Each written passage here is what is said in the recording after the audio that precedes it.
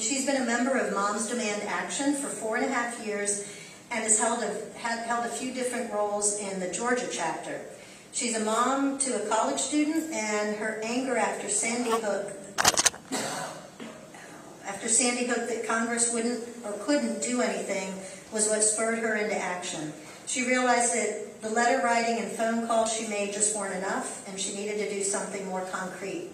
She was afraid that if she didn't stand up for those 26 families, then who could she expect to be there for the families, for her family, should it ever come to that? Many events and lobby days later, both here in Georgia as well as D.C., she couldn't be prouder of her work, or of the work of the Georgia chapter of Moms, and has done over the last 4.5 years, and she's very honored, and so we're very lucky to have her as the new chapter lead as of December 1st for Moms Demand Action. So, thank you so much.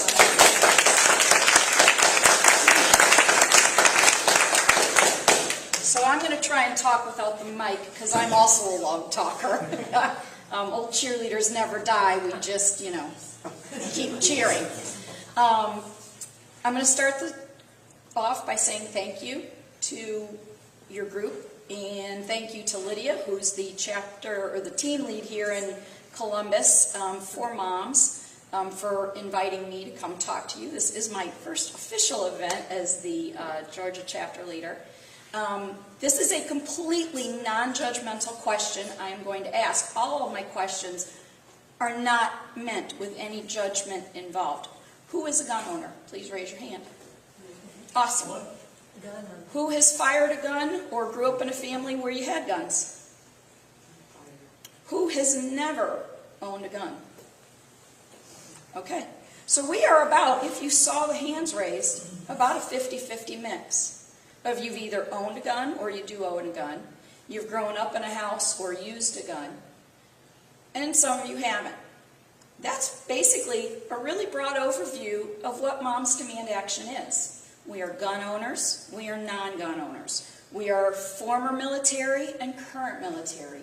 We are Democrats, Republicans, independents, and non-identified people who are just tired and angry, and I could give you a million other descriptions of the emotions that we all feel around this issue when it comes to guns, and why can't we have common sense? Moms is a grassroots organization that grew out of the Sandy Hook shooting. It was another mom, her name's Shannon Watts. I'm going to show a little video here in a minute. And she just felt like there had to be something somebody could do. And so she thought, well, surely there's some sort of organization like MAD. You know, when Moms Against Drunk Driving started, it used to be really acceptable to have a few beers and then drive yourself home. Well, over the last 30 years, there's been a real culture shift in how we feel about drinking and driving. Well, when Shannon started looking for that MAD type group, she couldn't find one. And she thought, well, I need to express myself somehow. So she started a Facebook page. I'm going to roll the video. And then you can hear a little bit more about how that started. Do you want to lower the lights? And also... wait a minute.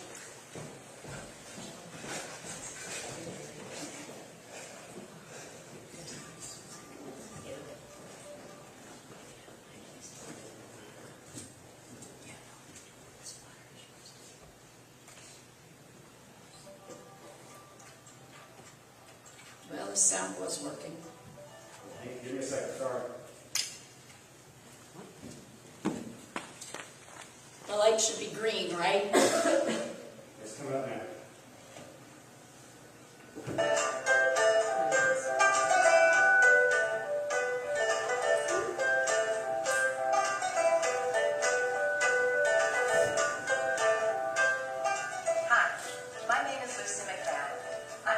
Spokesperson for Moms Demand Action for Gun Sense in America and Faith and Community Outreach Leader for Everytown for Gun Safety.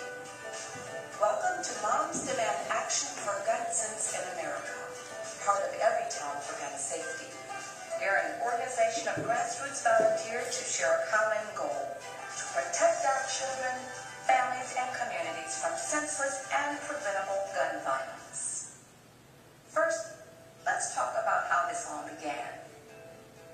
Moms Demand Action was founded by Shannon Watts, a stay-at-home mom of 5 from Indianapolis, who took action the day after 20 first graders and 6 educators were shot and killed in their elementary school in Newtown, Connecticut. She started a Facebook page and was overwhelmed by the response from moms all over the country who were not only willing to speak out online, but were ready to organize in their states and communities. Shannon never imagined that moms would grow into the largest grassroots organization working to reduce gun violence in the country. But in just a few short years, it happened because of people like you. Let's look more closely at the problem of gun violence in America. Americans are 20 times more likely to be murdered with a gun than people in other developed countries. It's now On 25 average, times. 88 Americans are killed by gun violence each day. That's now 93. Some of those are kids or teens. In America, women are more likely to be murdered with a gun than in any other developed country. And gun violence remains a real threat to our school children, with over 100 and counting school shootings since Newtown. We're now well over It doesn't have 200. to be this way. So, we're changing it. Moms are working across the country to pass common sense public safety measures that will reduce gun violence and save lives. We're using our votes to elect leaders who answer to us, not the Washington gun lobby. We know responsible gun storage can prevent shootings by children and reduce unintentional deaths. So we're educating thousands of Americans about safe gun practices. Moms have found other ways to push for change, successfully convincing many national corporations to adopt gun sense policies that make consumers safe. There are so many ways moms are tackling this issue, and together, we're a force to be reckoned with. Every day our movement grows as more and more Americans reject the status quo and commit to going toe-to-toe with the gun lobby to reduce gun violence. We come from all walks of life, but we share one thing. We are committed and we are motivated. We've accomplished a lot in just a few years, but the fight is far from over. In the 2014 election, we worked to pass a ballot initiative in Washington state that requires criminal background checks for all gun sales, keeping guns out of the hands of dangerous people.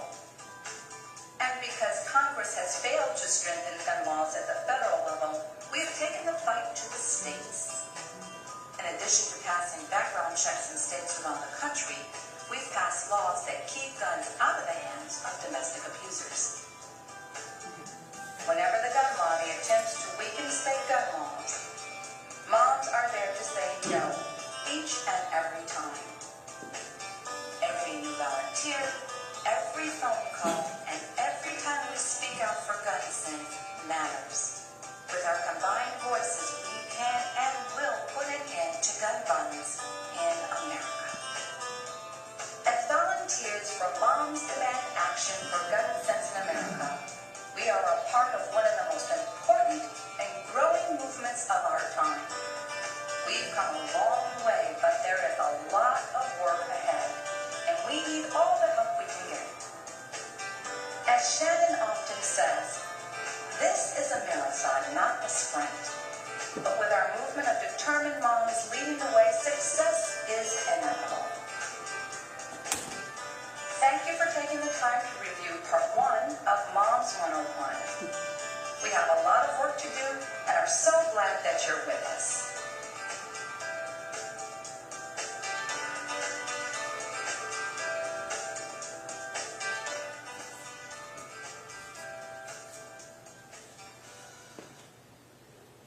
Okay, so that's a pretty good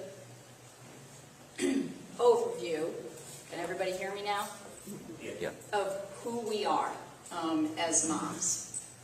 How many of you had heard of us before tonight? Show of hands. Okay, so at least most of you had.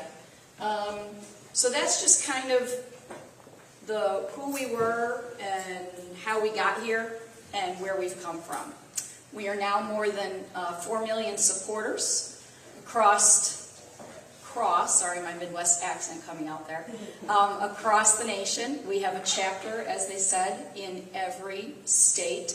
Georgia is actually one of the original 10 chapters, so we were kind of early to the whole moms thing. So I want to kind of reiterate what Shannon, that quote that Lucy said of Shannon's. This is not an issue that is going to change overnight, because this is an issue, just like drunk driving, where we need to change the culture. We need to change the way we think about guns, and to some degree the Second Amendment, but not change the Second Amendment. We don't need to get rid of it. We support gun owners. Again, we have gun owners. The girl I took over for yesterday is a gun owner, a veteran, and her husband's still active duty military. So, but we're all people who want common sense. So what does that look like? Common sense is, should we really sell a gun in this country without a background check? In my opinion, no. You know, too many states, Georgia being one of them, have the gun show loophole. That's what it's called. It means that you can go to a gun show and a private seller, now that might be somebody who has up to 50% of their income through selling arms, can sell to anyone who walks into the gun show, and that gun never has to have a background check on the buyer. So it's not the gun I'm trying to control. We don't use that word, because we're not trying to control a gun. We are trying to regulate who gets the right, because it is a right, to purchase a gun. And so that's how I approach it. I grew up in a house. My mother and I, who came with me today down from Atlanta, thank you for coming with me, we had a discussion in a car, because she admitted to me that my grandfather caught her looking at his gun one time when she was pretty young, and he gave her the whole D word, "I'm so disappointed in you, I can't believe you did this," and she felt horrible. And I told her that I knew where my dad stored his guns. And it was only my fear of my mother beating my behind that ever kept me from touching my dad's guns. So that's kind of how I think of, common sense. It's just common sense a gun shouldn't be left unsecured. It's just common sense that somebody who's going to buy a gun should have a background check. So those are the kinds of things as moms that we are trying to push for. So you'll notice again in that video, we talked a little bit about the federal stuff, but we also talked about state work. Moms, so I have been a member from very early on, basically after the Manchin Toomey bill, which was the bill that the Sandy Hook parents pushed very hard for, which would have closed the loophole for gun shows and internet sales.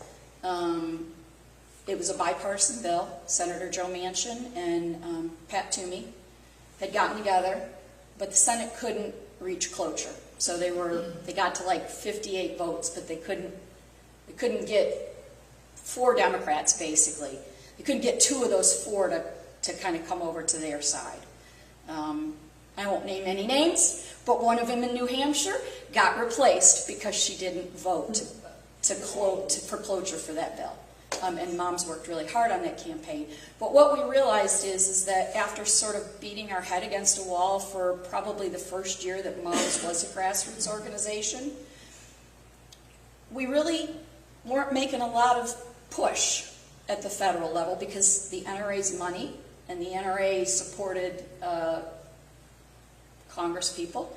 I would say Sanford Bishop, he's a Democrat, but he's getting NRA money and he's getting a lot of it. He usually votes with them. So we decided that really all politics is local. And we started realizing that just like marriage equality was really won state by state by state until the overwhelming majority said, yeah, really everybody should have the right to have whatever kind of relationship with another human being that they want.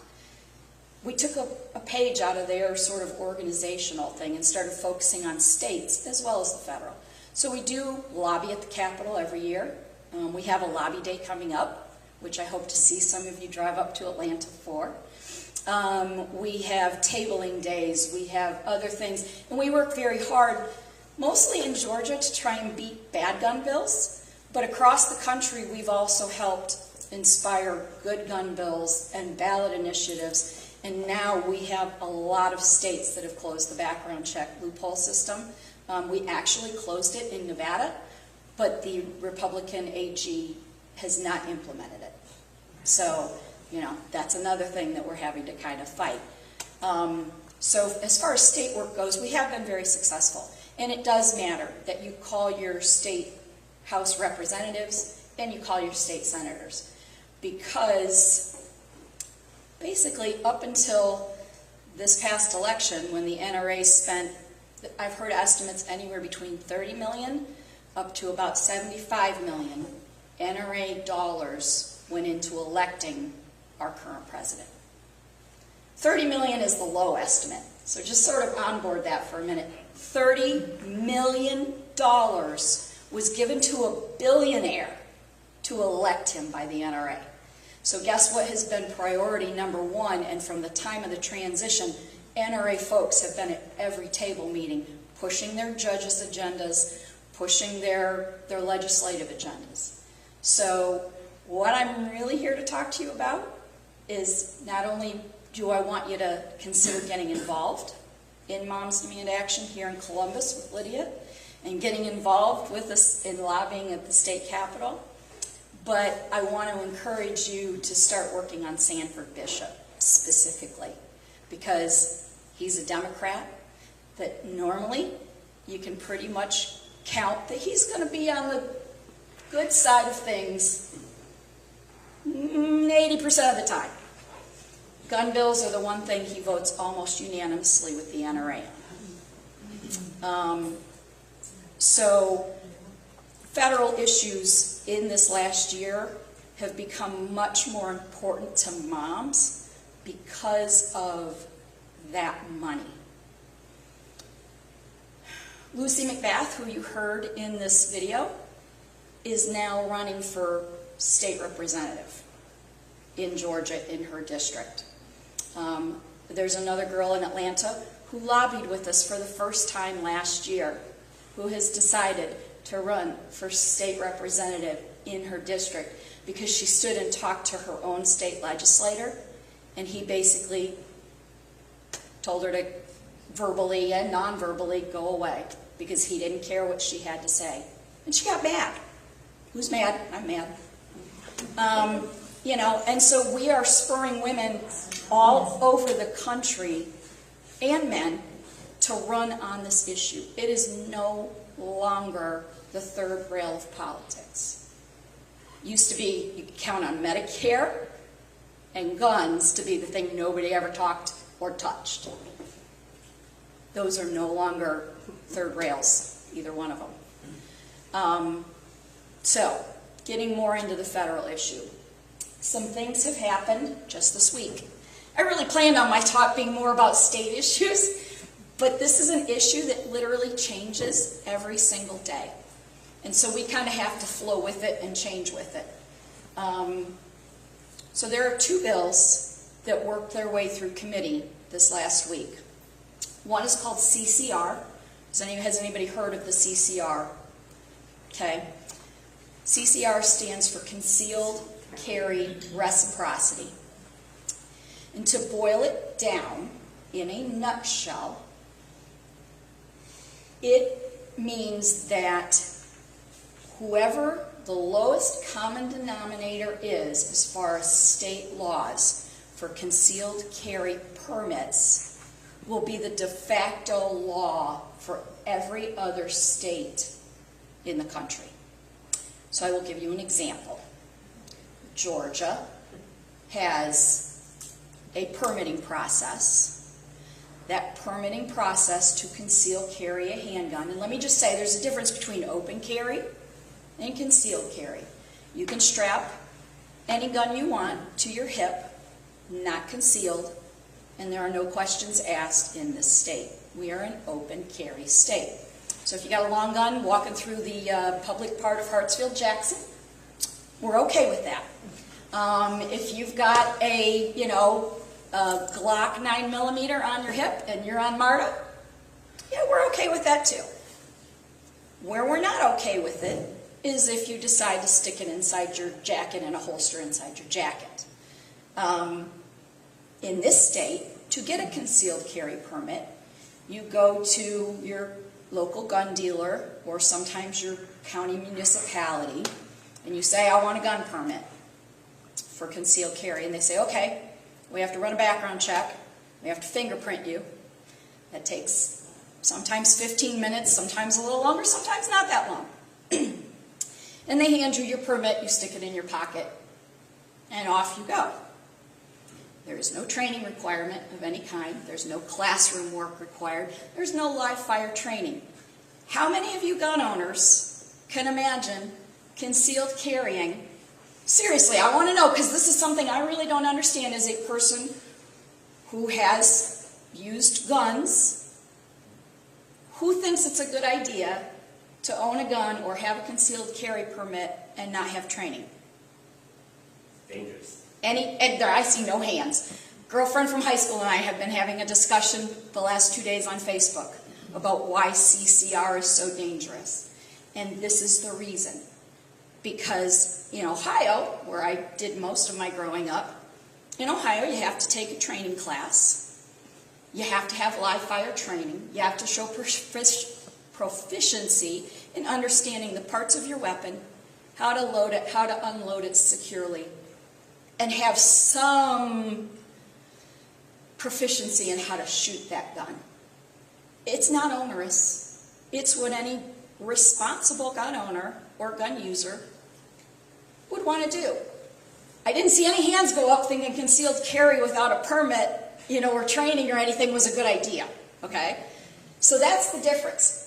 If I decided to get my CCL here in Georgia, I could then go up to Ohio, back to where I grew up, and it would be okay for me to continue concealed carrying up there if CCR passes. I will give you another example. There are worse states in this country than Georgia for concealed carry permits. Missouri has what the NRA gun lobby likes to call constitutional carry. You don't even need a permit. They say the Constitution says I have a right to own a gun and I have a right to take it anywhere I want. So I'm going to shove it in my jacket pocket and I can go off and I don't need a permit. So if that's the case, somebody from Missouri can bring their gun concealed here to Georgia if this passes. And they don't need to even have a fingerprint taken or a background check to have that. So that's why concealed carry reciprocity is A, the NRA's #1 agenda for this year and into next year, and it just passed committee this week. If you're Facebook people, you might have seen, if you're friends with any Moms members, or you follow any Moms Demand Action National League posts, you might have seen all of our Maryland, Virginia, and DC moms packing the hearing room, like easily 10-1 in favor of this is not a good idea. But much like Georgia hearings that I've sat in on, doesn't matter if it's 10-1, they passed it right on through. There's another good bill, and there are good gun bills and there are bad gun bills. CCR is a terrible gun bill because it does two things. It makes the lowest common denominator the rule for everybody, and it takes away states' rights. States have the right, and in fact that's been in the South, we think that the Civil War, or Southerners in some cases, think the Civil War was fought over states' rights. How many of us thought we'd ever hear a Republican say it's a good idea to take away a state's rights to determine their own laws? And that's what CCR does. It takes away this individual state's rights to decide for themselves how they want guns to be used or permitted or carried. So that's the bad gun bill. And again, it passed through committee. After Sutherland Springs, who remembers, what, a month ago, Sutherland Springs? There was an example of a man who should never been able to buy a gun. He had been dishonorably discharged from the military, and the Air Force did not bother, as a convicted domestic abuser, to put his information into the FBI background check system. It's called the NICS system, NCIS. So, an amazing bipartisan group of congressmen got together and said, we all have agreed that we're going to have a background check system. Well, that background check system is only as good as what gets reported to it. So they decided that, well, it's kind of bad looking on us if our own federal, agencies aren't doing their job. So we can at least do that. And this is such a modest, good gun bill that moms hadn't even really taken a full position on, we're supporting it, but we hadn't really come out with a lot of talking points because it does such a little thing that we kind of thought was already being done anyways, that moms was kind of struggling with how do we get behind this, not hurt it, but support it, and what are our talking points going to be. So we hadn't really even gotten there. But congressmen from Texas, Republican congressmen from Texas, are some of the co-sponsors and authors on this bill. And this is truly a bipartisan piece of legislation. It has well over 200 Republicans and Democrats who have signed on to co-sponsor this bill. So it's fix NICS. It also passed out of committee because everyone said, yes, federal agencies must report to the federal background checks system if someone's convicted of domestic abuse, of, another crime where they should not be permitted to have a gun. And in fact, I'm just going to throw this in here. Most mass shootings in this country are not the Sutherland Springs. They kind of are, actually. They're not they're not the Las Vegas. They're not the San Bernardino. They're not the ones that make headlines. A mass shooting is categorized as 4 or more people shot, not necessarily killed, but shot by a gun. What do you think the most common mass shooting is? Usually a murder-suicide. Not being judgmental towards men, but typically it is a husband who on many cases has been accused of domestic violence, but not necessarily convicted.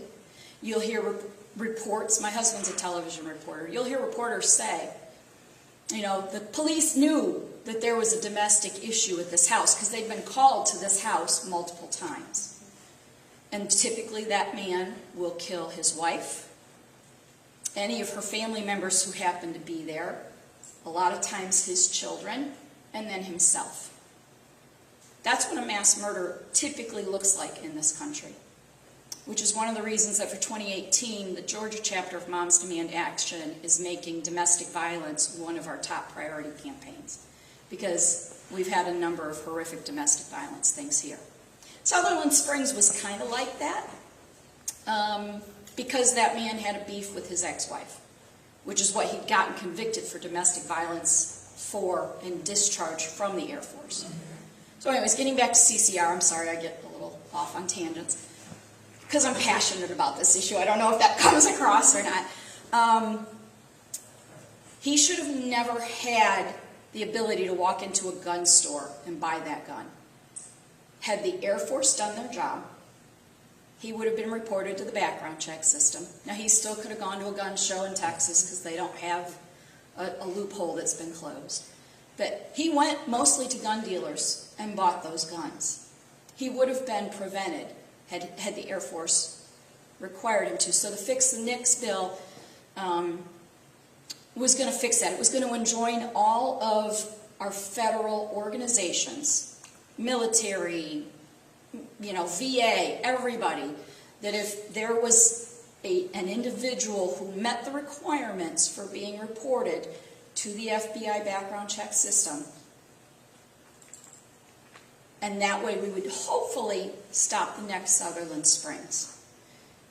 Are we ever going to stop every case of violence? No. Can we stop one, maybe two, maybe three in a year?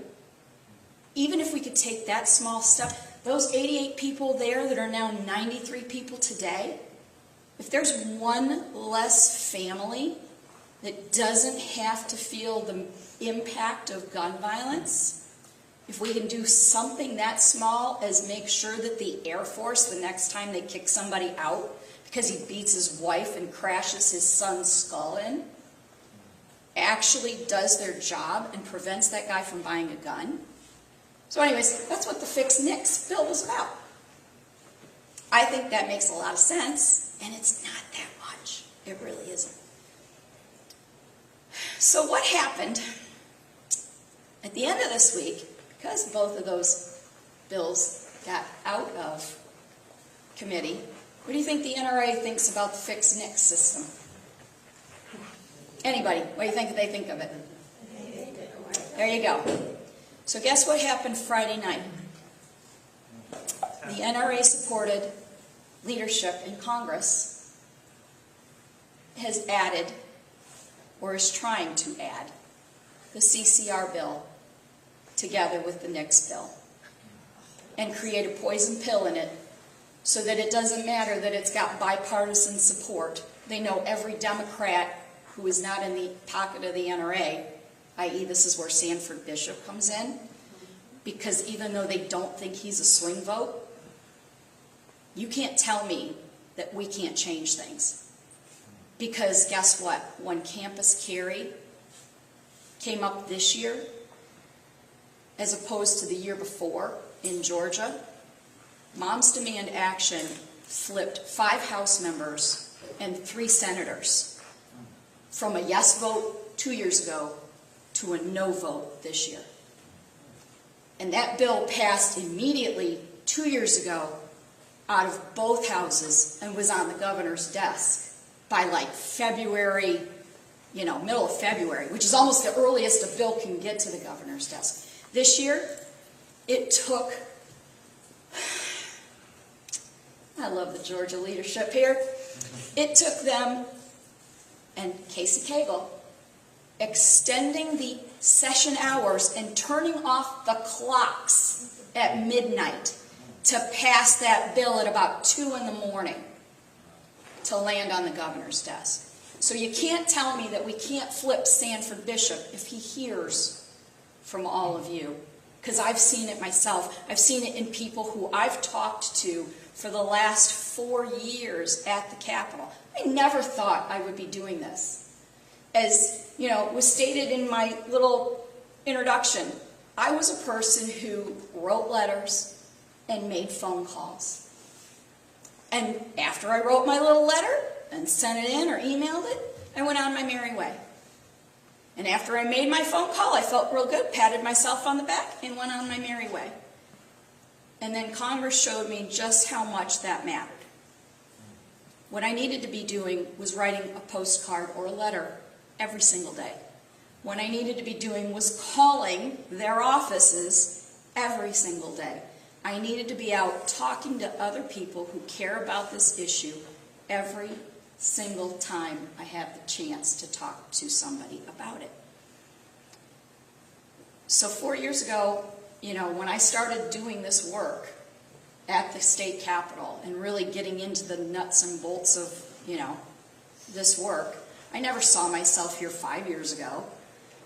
Sometime, 3 years ago, if you'd have asked me if I was the chapter leader, I'd have gone, no way. Here I am today as the chapter leader for the Georgia chapter. So I've seen the difference that we can make as an organization on the ground in state houses, And I know if it can happen in the Georgia State House, it can happen in the U.S. Capitol. I firmly, completely believe that. Does anybody else believe that? Can I get an amen? Or whatever the Unitarian, I'm Catholic, I'm going to be out there about it. I don't know what the Unitarians do, but if it's an amen, I'm all about an amen. So I have a couple of things. So I've given you the sort of where we were, where we are, how the NRA is really trying to mess up good things with some really not good things. So at this point you're wondering, okay, what can I do? So the what can I do? There are things you can do literally right this very minute. The first one is share the information on concealed carry reciprocity and the Fix the NICS system on every social media platform you've got. MomsDemandAction.org is our national website. It is an amazing website. You'll find more information on policy, because there are links that will take you to the Everytown for Gun Sense organization too. You'll find more information on guns than you ever imagined could be possible. But share the information about CCR and about Fix NICS on your social media platforms. That's something you can do tonight. Could you say what the other one, not CCR, but the other one? It's called Fix NICS. It's F-I-X for Fix. And then it's N-C-I-S. National Criminal Investigative, I think, System. So again, it's run by the FBI. We can talk about other things that would help fix that even more, but I'm not going to go there tonight. You can join moms. You can become a member of the Georgia chapter, and you can help Lydia grow the Columbus team. Right now, the Columbus team, I understand, pretty much consists of Lydia and Eileen back there. So, anybody who's passionate, and please, I so want to encourage you gun owners to think about joining us, because we have a lot of gun owners that are in us. We are not anti-gun. I don't know how many times I have to kind of fight that prejudice. We aren't anti-gun. Again, I grew up in a house where my dad had a shotgun and a rifle in the closet, not stored properly, but only my mother's wrath or the fear of it kept me from touching it. Lindsay, our chapter leader, God love her, she goes at least once a month to the range and practices with her 9mm, and then puts it back in its lockbox and locks it back up and puts it back in her closet so that her kids can't get to it. So we really encourage gun owners to join us, because responsible gun owners agree with 90% of what we're doing. And I also want to comment too that the CCR bill does not affect long guns, because you can't conceal carry a long gun. It is only handguns that this affects. So don't be concerned as gun owners if you think your hunting rifle will be subjected to this, because it's not. Long guns in pretty much every state, are not an issue, because you can't conceal carry them. And this really only focuses on concealed carry reciprocity. So if you want to join moms, the easiest way is to pull out your phones and text to the number 64433 the word JOIN, J-O-I-N. And you'll be taken to a website, which is Moms, and they'll ask you to enter your information. And you can say, yes, I want to get involved. And that's about the easiest thing on the planet to do, is to text the word JOIN to 64433. You get a response text back with a link.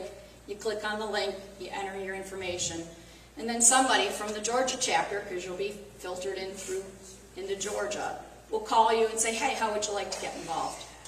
And again, I'm hoping to see at least 50% of the faces in this room at our lobby day on February 21st. And then I have another thing, which is a commitment for this particular week. What are you pointing at, Mom? Don't brush against those flowers again. Oh. I'm glad she's here because she does keep me straight. Starting today, we have this thing called the Gun Sense Action Network. Moms, we kind of like acronyms, so we call it GSAN. And GSAN is a wonderful group of individuals who like hub dialing. Did any of you participate in any of the election work last year? Did any of you make phone calls where you used a hub dialer and dialed people? Is that just like when you're on a computer and It's just pops it. You're up? on a Yeah. computer and you click on a thing, it takes you, dial into a number, and then Click your response, and then it gives you another one. yeah, and it automatically throws up another call for you. Through now till Wednesday, GSAN is looking for volunteers who are willing to hub dial. And what's great about our hub dialing system is it gives you a little training before you even start to make calls to swing districts all over the country. Anybody from the Southeast will pretty much focus on Florida because there are a couple of swing votes in Florida. We think there are some Republicans we can flip.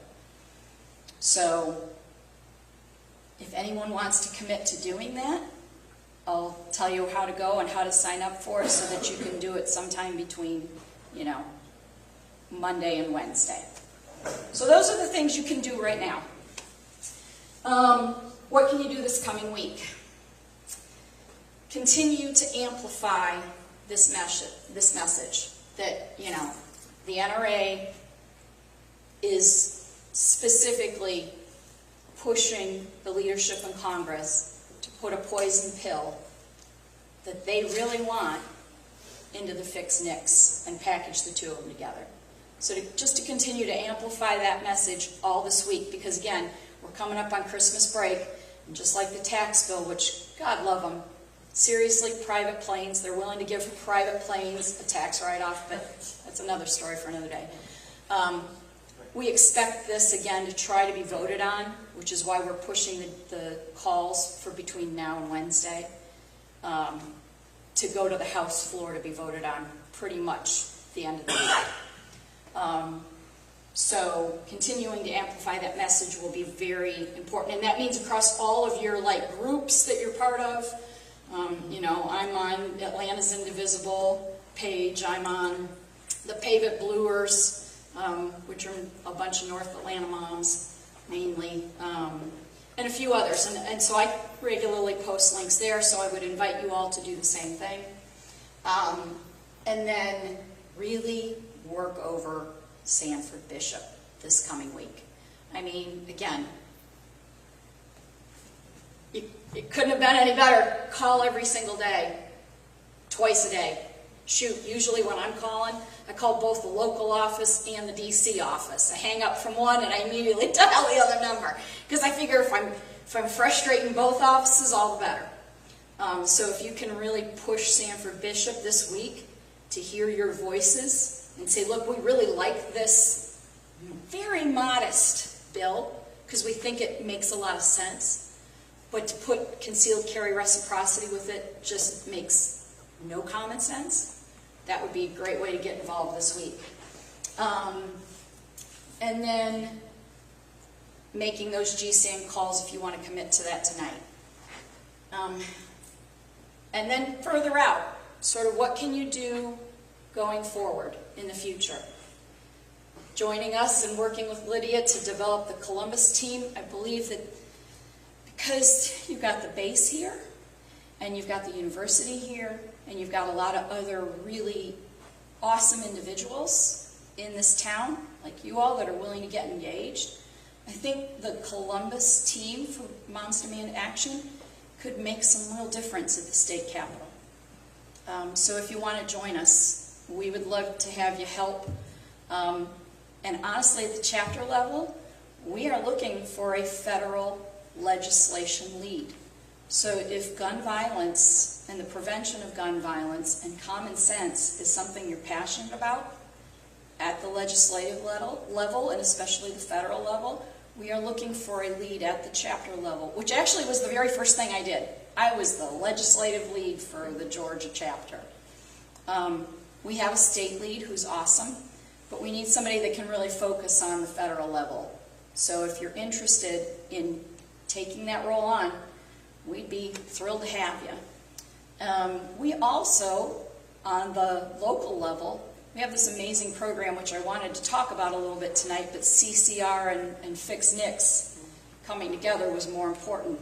We have this really terrific program. You heard it referenced a little bit there in the video. It's called Be Smart. And we have this amazing website that's called Be Smart for the number, kids.org. BeSmartForKids.org.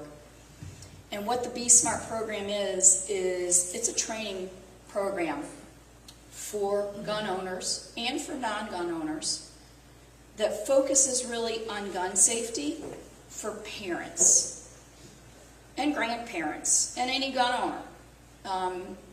The NRA does have a training program called Eddie the Eagle, but it really focuses on kids and telling kids, you know, if you see a gun, don't touch it. Well, parents, how many of us are parents?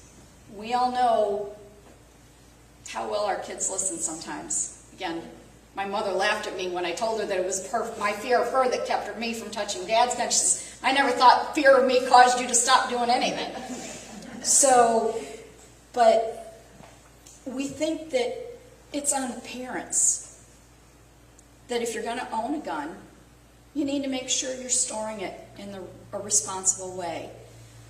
Through some research that Everytown for Gun Sense has done, we estimate that there are about 2 million children in this country who live in homes where guns are unsecured, which means that a child, unsecured and loaded, which means that a child can get that gun and injure themselves, a family member, or a playmate, and most of those injuries result in death. That shouldn't happen. Unintentional shootings aren't accidents. They're unintentional. Nobody intends for a child to get shot, but they're not accidents because there is a gun owner in this scenario who owns that gun, and they're just not being responsible with how they're storing it. So this program called Be Smart, we think is a great thing for Georgia because right now Georgia's usually last year we led the nation in unintentional child deaths and shootings. This year we don't have that award, but we're pretty high up there already. So the Columbus team could really use a Be Smart presenter. And I would love to see a gun owner be that person because y'all know how to responsibly store your weapon.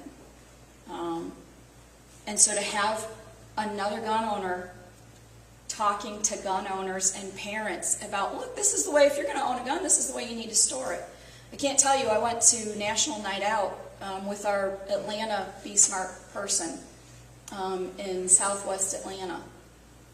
I can't tell you how many gun locks we passed out that night because almost every family we talked to had a gun, and I would say 75% of them didn't have a trigger lock or any kind of gun lock on the gun, and they were stored in a way that was not going to keep their kids from finding it.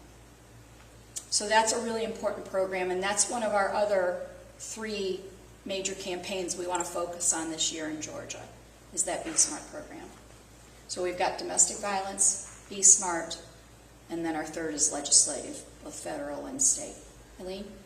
Do you have numbers on like toddlers who have killed people? I mean, that's really very powerful if I'm talking to somebody about the danger of guns, because everybody thinks they're the responsible gun owner. Right, and everybody does. Toddlers shooting more people than X. Are there numbers? There are, and if you go to everytown.org, Okay. everytown.org is sort of the parent organization that Moms Demand Action has come under. We started out grassroots, and then merged with Mayor Bloomberg's Mayors Against Illegal Guns. And together we form the Everytown sort of umbrella. We also have Everytown Survivor Network. If there's anyone in this room who is a survivor of gun violence, either you've had a family member or you yourself have been impacted by gun violence, we have a survivor network where folks come together to share their stories, find support, and learn how to tell their stories to other people to help them understand the impacts of gun violence. It's estimated that every gunshot wound, not death, but gunshot wound in this country costs communities $1 million in uninsured medical costs, in property loss, in business, reduction, and in property values. $1 million for every gunshot wound. Think about how much money Grady might have if they were not the level 1 trauma for every gunshot wound victim in Atlanta. And again, my husband's a reporter. He reports on most of those. They'd have a gazillion extra dollars to do good work if they didn't have to focus on that. So that to me is a really important program, that Be Smart program. So that's another way to get involved. And just stay engaged in your community. Part of Be Smart is to ask. Be Smart stands for Secure Your Weapons, Model Responsible Behavior, Ask when your kids or grandkids go to somebody else's house. Even if it's you sending your kids to a grandparent's house. The grandparents have had you out of the house for probably a long time, and probably even if they stored them originally responsibly, don't store them that way necessarily now. Recognize the signs of teen suicide. 33,000 people die every year from gun violence. 2/3, approximately 20 to 22,000 of those are suicides. Suicide has only a 50% success rate when you look at every suicide attempt, using whatever method. When someone uses a gun to commit suicide, they are 90% successful. So when you use a gun to commit suicide, it's quite likely you're going to end it. And so recognizing the signs of teen suicide, it's access to that gun that's giving that child the opportunity to take their own life. And I know moms who have suffered that loss. And then the last one, the T for SMART, is tell everybody you know. That's part of the reason I'm telling you all about it tonight, because I do think it's a valuable program. Because again, I grew up in a house where they were in the back of the closet, zipped up in his little holder that held his rifles. And then just, again, talk to every single person you know going forward. If this is an issue that you think you can give some time to, that's what I would ask. And that's all I have to say, so now I'm opening it up for questions about anything. Yes? When you say you're going after domestic violence this year, how are you doing? What is it So specifically? specifically, one of the things we're going to do around domestic violence is there is a domestic violence bill that's going to come up before the State House. We actually aren't even going to be vocal about it in an overt way to the legislator for each of our counties. Because if it appears to the NRA-supported members of the State House that Moms is behind it, they'll shut it down and it won't go anywhere. Again, it's a pretty modest bill. In Georgia, if you have a protection order filed against you, it is up to the judge as to whether or not you have to relinquish your weapon until either the protection order ends or until you're convicted of domestic violence. It's up to the judge. And about 90% of the time, the judges do not require a person here in Georgia to surrender their weapons. And all they have to do is surrender them to a gun store, a federally licensed dealer, and they'll store them, or a family member who's willing to take that responsibility. I mean, it's not like you have to sell them. Yes, sir. Okay, in that regard, when they bring cases like that, I mean, I would think maybe there needs to be more training or whatever with the district attorney's offices that handle it, because they're the ones that should be pushing that They're issue absolutely, in yes. front of the judge, and I'd be willing to bet 99 out of 100 cases that's never brought up. And that's one of the things that we're going to work on. So we have a legislative team that's a part of both the chapter level and each local team level. Typically, that legislative team in Georgia tends to work the first 3 months of the year and then doesn't do a lot else. My vision for 2018 is that we're going to do exactly that. We're going to go to police chiefs and sheriff's departments and DA's offices, and we're going to talk about domestic violence. And we're going to get them to start supporting this particular bill, but also start seeing what they can do that does not interfere with Georgia's preemption laws. Does anybody understand the Georgia preemption laws? Okay, so the preemption law in Georgia means that you can't, at the local level, pass any law that interferes or impedes with a state law. So specifically how that relates to gun violence is, as a local municipality, your mayor, your county folks cannot institute any laws. Let's take the Guns Everywhere bill, HB 60, which passed a couple years ago. The local Columbus mayor cannot do anything. She can't tell the police department, I don't care what the local law says, if you see somebody concealed carrying, go up and ask them to see their license. She can't do that. He can't do that. They can't do that because HB 60 says that as a concealed carry permit person, you don't have to show your license unless they have absolute probable cause to suspect you of being in the committing of a crime. So guns on campus that the governor just signed, that bill was written with the understanding that our concealed carry permits are for 21-year-olds. Okay? Well, guess what? Can you tell a 21-year-old from an 18-year-old? Because my son has looked 23 since he was 18. So if they see a kid with a concealed carry on him, they can't ask, the campus police can't ask to see his license or her license. Because HB 60, so that's what preemption means. It means that a local municipality can't do that. But I can go and I can ask, the police chief to support this state legislation that might help save 2 moms and their families and might make their job easier. I can go and I can ask the mayor to ask the police department to start tracking trace data on all the handguns that are recovered. Georgia law requires that when a police department recovers a gun, they cannot destroy it. It has to be sold back to a federally licensed dealer, which means that there's a potential that gun's going right back out on the streets.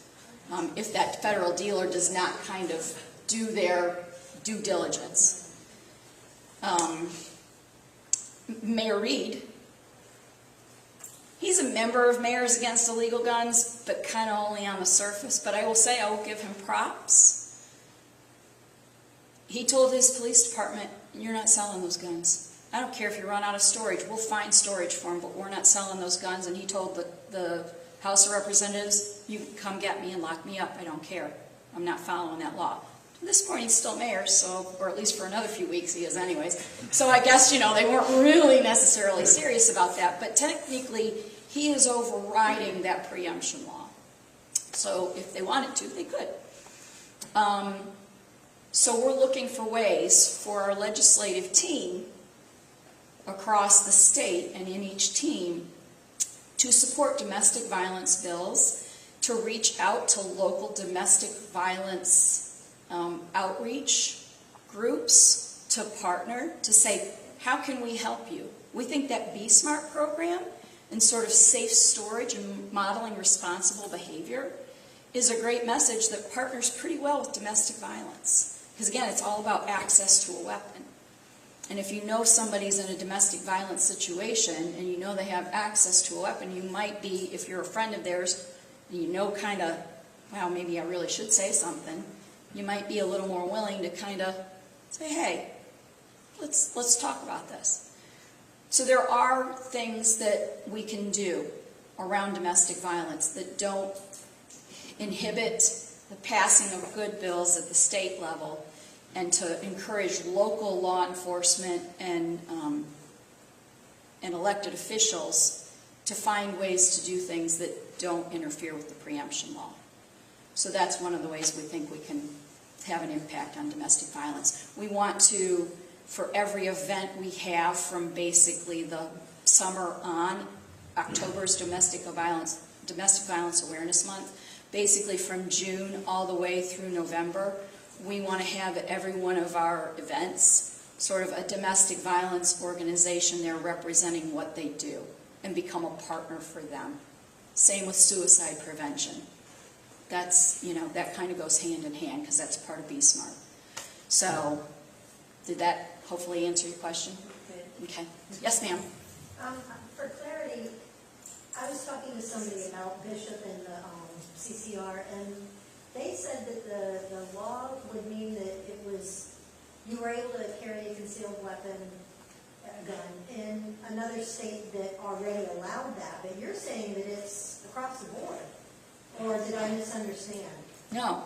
Really? Every single state would have to honor? Okay. Yes. Most states have some sort of reciprocity with their neighboring states. Georgia recognizes the permitting for Alabama. I'll go back to the campus carry bill. 18-year-olds in Alabama are permitted to conceal carry.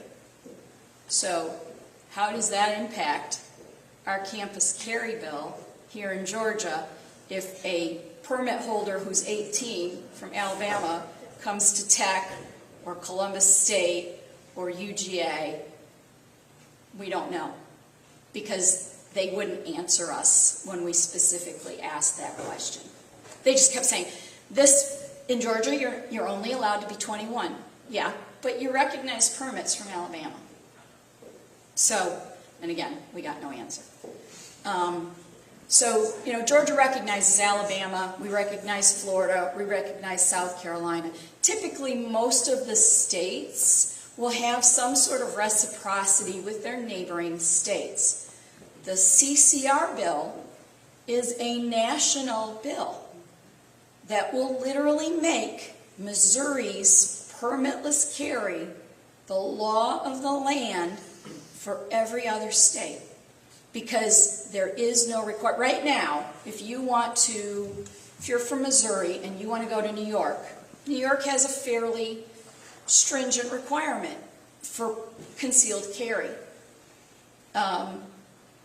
If you want to carry your gun in New York, when you go there, you have to submit to their laws to get a permit to carry. And typically, concealed carry permits aren't given by out-of-state institutions. So the onus is on responsible gun owners to know what the laws are if you want to carry in another state. It's honestly not that hard to find out what the laws for that state are. You can go right online and you can find out. And I don't think most responsible gun owners really think that's much of an egregious issue for them. They just have to check if there's reciprocity with their state, no harm, no foul, they can carry. If there isn't reciprocity, then they have to find out and again, every state law is different. So some states might say, well, you can be here for 2 weeks before you have to, apply for one of our permits as a resident. Things like that. So that's how CCR affects, is basically whatever the lowest common denominator is. California, again, pretty stringent. Utah, not very stringent. California will be forced to accept whatever a concealed carry permit holder in Utah wants to do. as far as carrying in California. So that's why that's so important.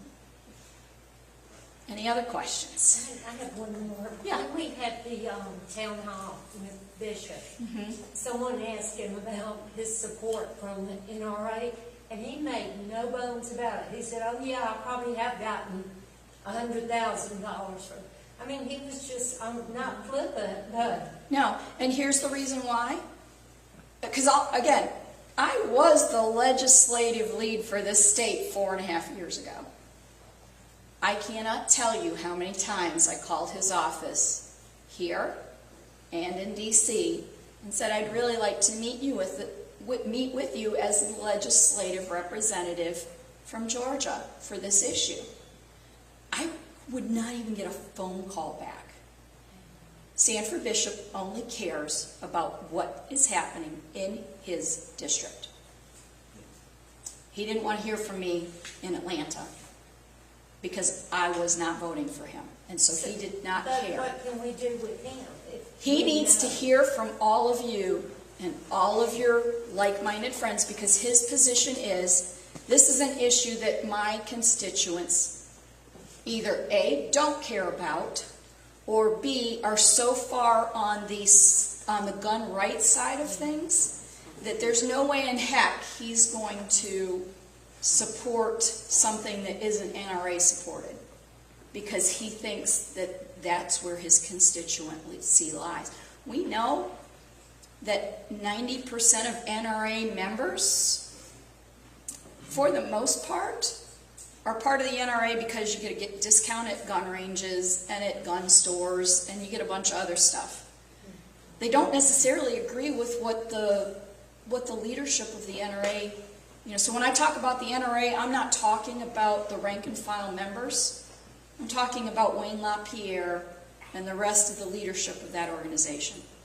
The NRA leadership is nothing but a lobbying arm for the gun industry, and that's all they are there. When the gun industry makes more money, the NRA leadership gets more monies to fill their coffers to put more representatives and senators into Congress.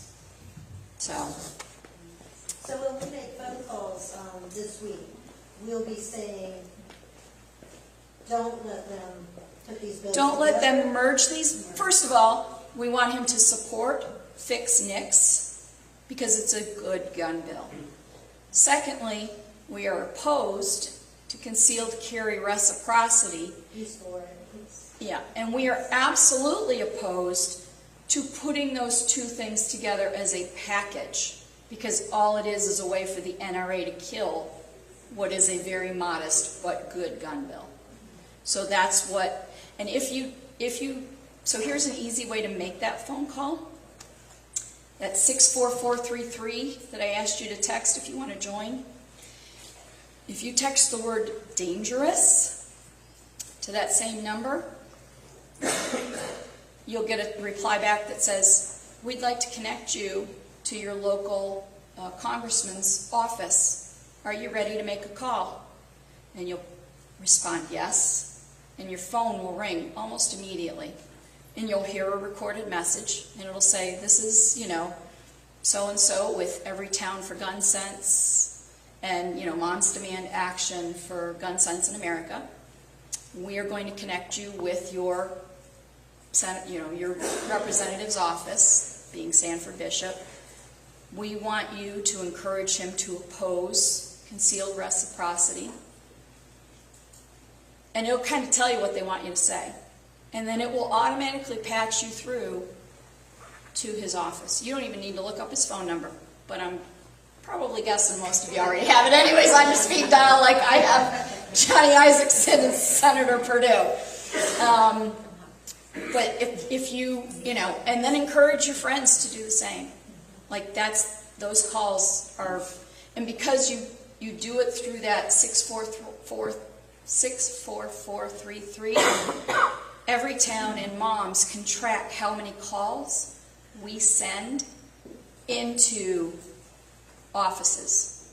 So we will know exactly how many of you got patched into Sanford Bishop's office. And we can then go to Sanford Bishop and say, hey, did you know 150 of your constituents called your office about concealed carry reciprocity? Because we know that. So that's been a really useful tool for moms to influence legislators, because we can track those calls. If you don't want to do that, just call and make that plea.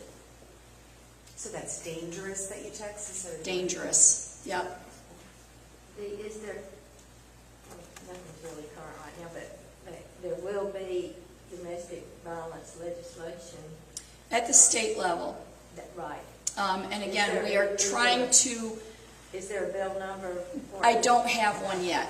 Well, you can find it. I didn't know if there was one actually in the field. It has not been submitted yet, so we don't know the actual language, but we know the representatives and the senators at the state level that are supporting it and who have co-authored it. So and when if they join moms, moms will notify them. Yes, and if you join moms, moms will absolutely tell you how to do that. But again, we're kind of supporting that very quietly.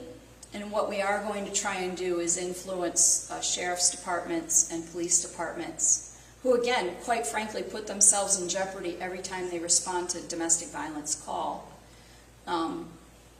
We want them to be the ones who say, look, this would really be good for us, because we think they, although they didn't with Campus Carry, we think they have a little more sway. They tried with campus. Yeah, I know they did.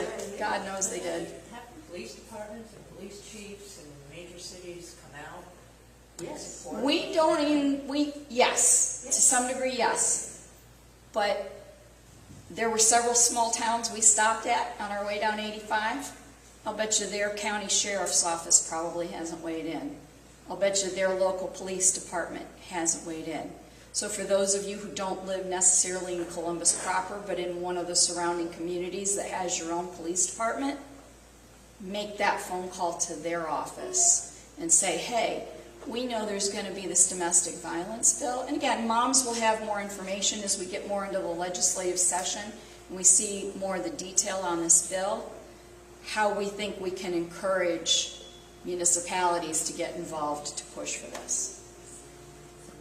Should we also be calling Mayor Tomlinson and asking her to join the mayor's? Mayors Against Illegal Guns? Absolutely. And if you want to give her my information, we partner with mayors to help individual mayors know how to best become a part of that and what they can do in each individual community in the state that they're in to create a safer community. So yeah, absolutely. If you have mayors that want to join or you think you can encourage to join, and again, we are not anti-gun. Yeah. We are anti-gun violence. We are all about common sense. Should we also encourage her to do what you were just saying, we should call the sheriff's offices? Absolutely. Okay, we'll put out a call. Absolutely. Whenever there's good legislation that needs support, any kind of local municipality that can stand behind it is always going to help. Letters to the editor and, op-ed pieces are great too. And Moms has training for how to write those so that they're succinct and successful. And you might think nobody reads those. Maybe we don't, but guess what? There is somebody on every legislator's staff that goes through their local newspapers every single day and reads the letters to the editors, because those legislators want to know what's important to their constituents. And what they see the majority of is what they think. So the more they see that guns and gun sense and gun violence is something we care about, the more they'll start working to address these issues. We have, as moms in Georgia, supported both Democrats and Republicans at the state level with privately held fundraisers that moms members in their constituency got together and held for them. And you'd be amazed how much $1,000 to a local state candidate means to their running for their next office. So hearing from you makes some big difference, especially at the state level. Anybody got any other questions about moms or what we do or any of all the stuff I've thrown at you tonight? I know it's been a lot, and I could talk about this for hours. I don't have a question. I have a thing that stuck in my head the other day, and it was NRA versus us. $50 million. And I was thinking, there's only one NRA. I personally am a member of 4, I pay money to 4 different gun control issue. Gun groups, violence. You know. Yep. So why can't we all get together and have the kind of because 70% of the people who live in this country support the basic things that we're talking about. 90% actually support background checks. 78 to 80% of NRA rank and file support background checks. But 90% of Americans across the country. Yes, sir. I was noticing, I was looking earlier at what the NRA has been over the course of its history, and some of the parallels it has to not only other organizations whose like stated goal is to defend, some constitutional right and what have you, like say the NAACP, the ACLU, etc., membership-based organizations. And I noticed that the NRA itself as an organization is quite a combination of multiple things. They're technically a civil rights organization in terms of its defense of the Second Amendment, stated goal. It's also a consumer lobby. It's an industry lobby as well. It is now it's gone into the insurance business. Yep. And, Concert promoting, country concert. yeah. So the NRA, for those of you who don't know, and I will come back to your and answer you in just a minute, because some of this is going to feed into that. Back in the day when the NRA was started, it was actually started, yeah, but the real reason it was started is because when we had the Civil War, Union soldiers did not know how to shoot a gun and hit the broadside of a barn. Because a lot of them came from cities where you weren't hunting anymore for your livelihood. Right. So consequently, when it came time for the call, hey, Union soldiers, we need you to come hunt for us. Hunt Southerners, that's a horrible thing, but that's basically what war is. They couldn't, that was a huge problem. And so the military brass, after the Civil War was over, said, you know what? We really need somebody out there to teach shooting sports to people who don't know how. And so that was really how the NRA was born, National Rifle Association. And for the first 110 years of their existence, that was exactly what they did. They supported gun owners with safety classes and training and marksmanship competitions and, again, discounts at gun ranges to do all of these things that they were training folks to do. And then about the mid-70s was when Wayne LaPierre came on the scene. And there was basically an internal fight that happened within the NRA. And the, what I will call, again, gun rights side of the NRA and the lobbying portion of that, because that was a very, very small portion, kind of took over. And so now the NRA, I mean, I really believe that the NRA really doesn't represent the majority of their membership in what the leadership does. And so, yeah, and in fact, the insurance they're selling is stand your ground insurance. Oh, yeah. It's murder insurance. They will support you if you shoot someone and claim stand your ground, and that is to pay your legal fees. That's what that insurance is. So, and back to the question about organizations, and yeah, there are, and that's usually how I kind of talk start my talk as talking about everybody who's doing gun violence prevention, but I felt CCR was pretty important, and I knew I could probably talk about this during questions. So there's the Brady campaign. They were the first. And the Brady campaign, for those of you who aren't as deep into the gun issue as I am, was started when Ronald Reagan was shot. And it was started by the Brady family because James Brady was devastatingly injured and recently passed away finally from his injuries. And that was classified as murder. When he finally died, that was, again, that added a murder charge to Hinckley's conviction because what he died from was that gunshot wound he received when he shot at Ronald Reagan. So they were the first, and they do have a small grassroots organizing, but they were really focused on federal legislation. And they got the first assault weapons ban, semi-automatic assault weapons ban, was pushed for the Brady bill and sponsored by the Brady campaign. George Bush let that expire, and that's a conversation for a whole nother year.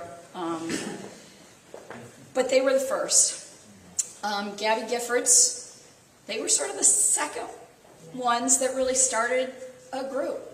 Gabby was shot on my birthday.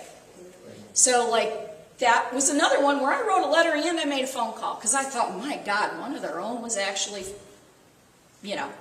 shot. They're going to do something. Sure to God now, one of their own was shot. And they didn't. They all applauded her when she walked in and cast a vote. But that was as far as it went. So they started, it was at the time called Americans for Responsible Gun Solutions. And it's now actually been renamed as Giffords for Gun Violence Prevention, I think is the full name, but it's basically just Giffords. And they, again, kind of work on legislative issues, both at the state and the federal level. So they're trying to influence, whereas Brady really kind of tries to influence legislation, Giffords is trying to influence legislators and put a lot of money into campaigns that they think have a chance of succeeding to start, again, getting the NRA money out of Congress and putting, good money into Congress. So basically like a political action committee. Yeah, and that's really what they are. Right. Then there was Mayors Against Illegal Guns, which Michael Bloomberg started because he saw what we call the iron pipeline affecting his violence numbers in New York. From Georgia to New York. Thank you. Right. Right up I-95. That gun show loophole I talked about, 98% of those people who shouldn't be buying guns that way are actually buying them to traffic them and send them up to states with much stricter laws. And we call it the iron pipeline, and it's 95, and it feeds every city between here and New York, basically. I think it also affects Chicago, so. And that more comes out of Indiana. Indiana. A lot of the states around Illinois also have very lax gun laws, and again, that gets back to that whole CCR thing. Missouri, yeah. So a lot of their guns in Chicago come from neighboring states too, but we specifically really have a direct impact on New York's gun problems when they have them. And crime statistics, if you look at gun violence overall, the actual violent crime using a gun is actually pretty low. And, you wouldn't know it by what we see on the news, but crime has been dropping overall. So that's mayors. And Michael Bloomberg realized that he was seeing this problem in his city. Other mayors in other cities and urban areas were probably having the same problem. So that's when he started that. And so that's working on what can we do in our own communities? And that's what that organization does. And then when he started it. And then Sandy Hook happened. And then Moms was born. And we were really the first out and out grassroots organization. Again, Brady had grassroots, but wasn't their main focus. We are the grassroots organization for this issue. And then Michael Bloomberg watched us for about a year. And every time we'd want to partner, because all of these groups do partner together, especially at the federal level when there is something that we are trying to get passed or get pushed to the side. Mike kind of watched us for a while and said, you know, those moms, they kind of got it going on. And we aren't only moms either. We're aunts, uncles, dads, grandparents, you name it. We got everybody. He said to our national organization, you know, I think if we combined our efforts with our sort of policy and research that we do, and your grassroots that you do, we could be a force to be reckoned with that would challenge the NRA. And out of that was what bore the results from every town for gun safety. So we're hoping that every town will be NRA eventually. We have 4 million supporters in this country. We just got to get a lot more exposure. Yeah, and that's it. The NRA has had, you know, 150 years. And Moms has had 5 in December. We're coming up on the 5-year anniversary. I think I joined Moms when I first read the first thing that Shannon put out. Uh-huh. I was just like, Well, come on and help Lydia then. Do y'all have any other questions? If not, I think our time is up, and I just really want to thank you for being my first official audience and for paying such good attention and asking such great questions, and I really encourage you to continue.